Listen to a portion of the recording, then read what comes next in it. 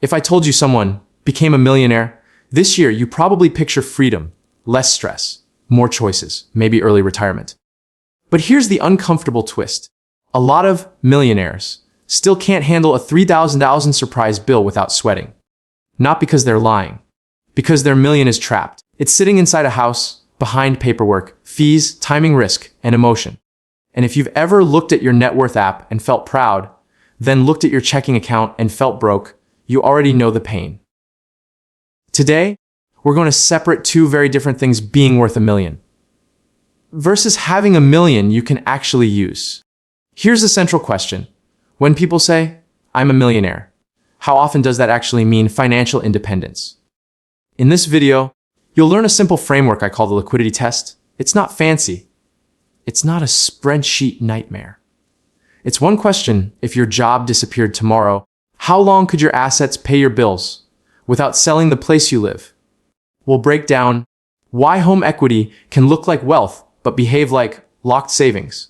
A story of two households with the same net worth and totally different freedom, simple math you can copy to evaluate your own situation, and practical steps to build wealth that actually buys time. This is general education, not financial advice. Let's get into the mechanism. Most people measure money with one number: net worth. Net worth is everything you own minus ever you owe. So if you own a $900,000 home, have $200,000 in investments, and owe $100,000 on the mortgage, your net worth is $900,000 and for $200,900 and congrats. On paper, you're a millionaire. But here's the step most people skip. Net worth mixes two very different categories: WENT, spendable wealth, illiquid or semi-liquid. This is money you can use. Cash, brokerage accounts, retirement accounts, sometimes with rules and taxes, bonds, T-bills, money market funds. This is what can pay your bills. Two, whose lifestyle equities, usually illiquid. This is wealth that exists, but is hard to use. Home equity in a primary residence, cars, collectibles, private business value, often hard to sell quickly. Home equity is real. It can matter. But it has three problems. Problem A, access. To turn equity into money, you usually have to sell, refinance, or borrow. Problem B, timing. You may not be able to access it when you need it. Markets can be down. Rates can be high. Buyers can disappear. Problem C, it doesn't pay you by default. A primary home typically does not generate cash flow. It generates bills. Property taxes can rise. Insurance can rise. Repairs show up on random Tuesdays. So the mechanism is simple. A high net worth can still produce low freedom if most of it is illiquid. That's why I like the liquidity test. Not how big is your number, but how usable is your number? Let's make this real with an original scenario.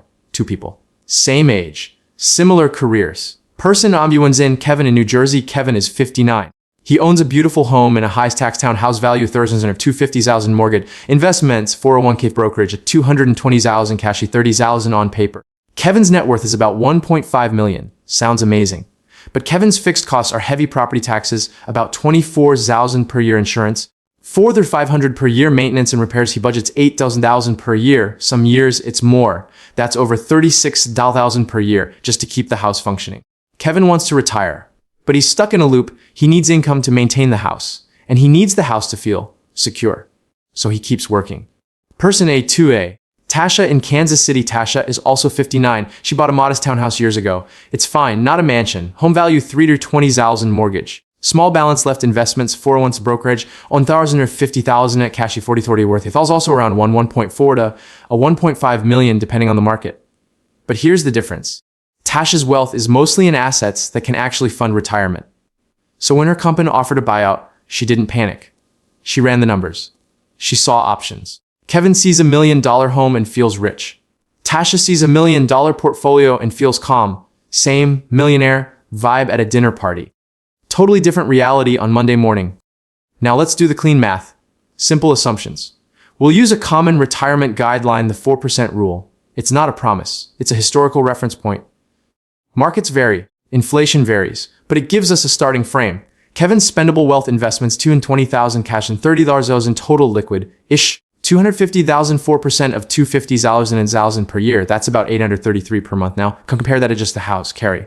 Costs we listed: property tax, insurance, us and maintenance, about $36,000 per year. That's $3,000 per month. So even before groceries, gas, healthcare, or fun, Kevin's investable assets don't even cover the cost of owning the home.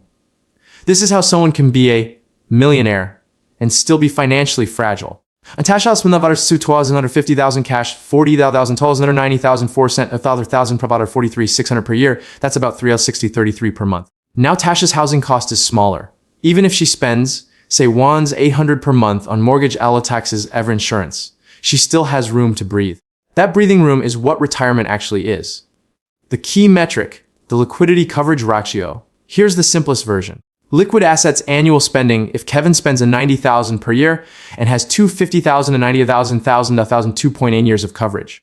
If Tasha spends 60,000 per year and has 1,000, 90,000 or 90,000 or 60,000, 18 years of coverage. And because that money is invested, it may continue producing returns while she withdraws. One person is one layoff away from a problem.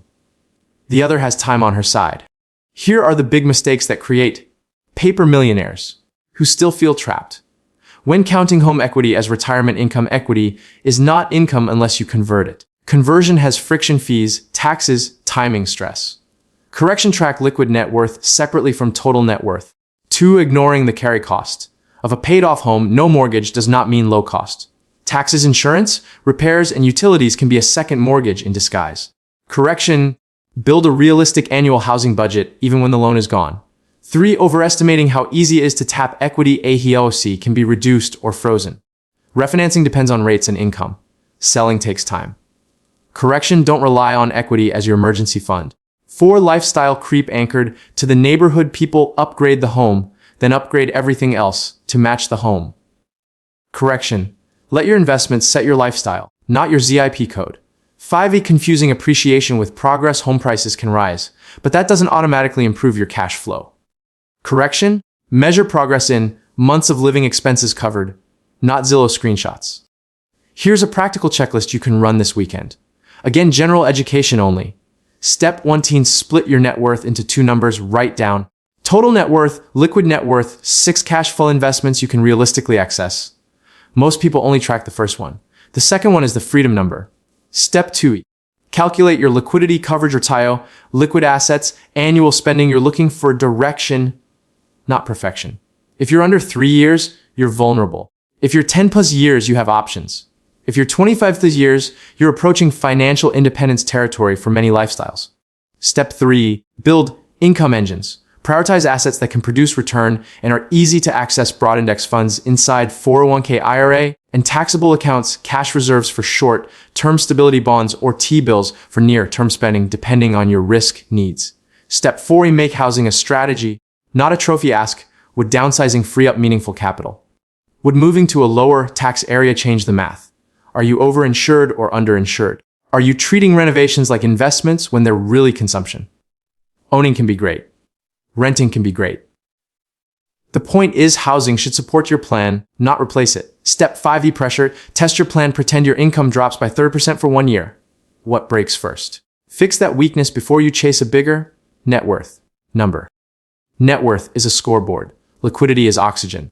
$1 million in home equity can make you look rich. $1 million in investable assets can make you free. So the real question isn't, am I a millionaire? It's, how many years of my life can my money buy back? Now I want to ask you, if you removed home equity from your net worth, would your number still surprise you? Drop a comment with one word, liquid. If you track liquid net worth, or total, if you mostly track total net worth, and if you want more calm, math first money videos, subscribe. New episodes every week.